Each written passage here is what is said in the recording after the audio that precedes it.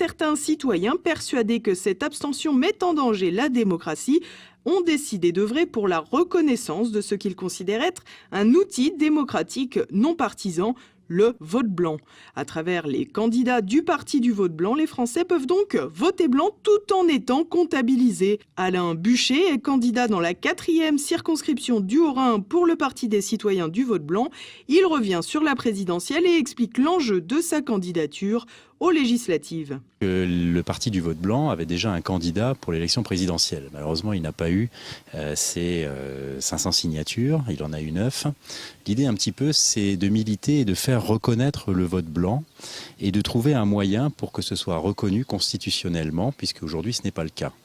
Donc le président du vote blanc, s'il avait fait 51%, il s'engageait à démissionner immédiatement de ses fonctions et que des nouvelles élections présidentielles soient organisées avec d'autres candidats, puisque les candidats qui s'étaient présentés ne pourraient plus se présenter.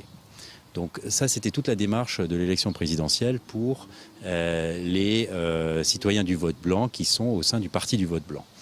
Maintenant, pour une élection législative, c'est un petit peu différent, où le financement public, que peut bien entendu recevoir ce parti du vote blanc, sera utilisé pour le développement d'une plateforme de démocratie participative.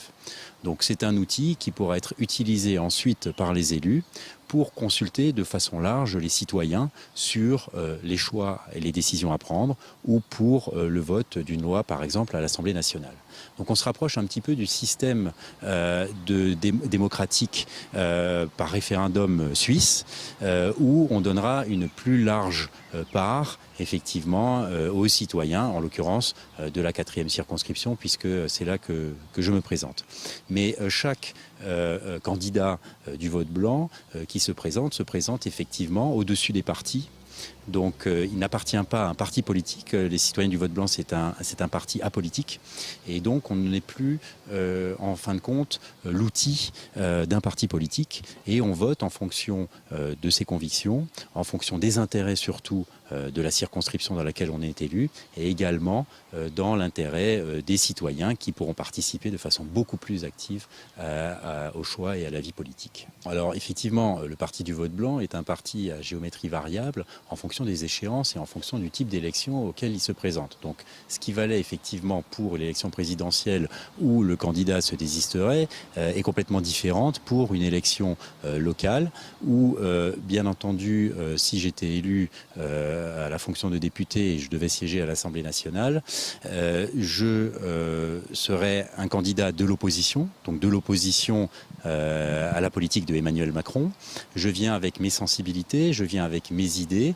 J'étais jusqu'à présent candidat donc Debout la France dans la 4e circonscription du Haut-Rhin avec un programme, avec un programme national, mais également un programme très précis pour la circonscription. Donc je suis candidat de l'opposition et je serai dans l'opposition à la campagne et enfin au programme de Emmanuel Macron. Par contre, il ne s'agit pas d'être dans une opposition systématique, c'est une opposition utile, on va dire, où si une loi est proposée par le gouvernement et qu'elle est en accord avec les intérêts de la 4e circonscription, en accord avec les idées que je porte et en accord avec le choix des citoyens, eh bien entendu, on voterait pour ce projet de loi. Au-delà de la reconnaissance du vote blanc à travers les candidatures, le parti souhaite avant tout faire modifier le code électoral. En effet, le but final est de parvenir à invalider une élection et empêcher des candidats de partis politiques de se représenter dans le cas où le vote blanc serait majoritaire dans une élection, une stratégie qui engendrerait sans doute un véritable renouvellement de la classe politique.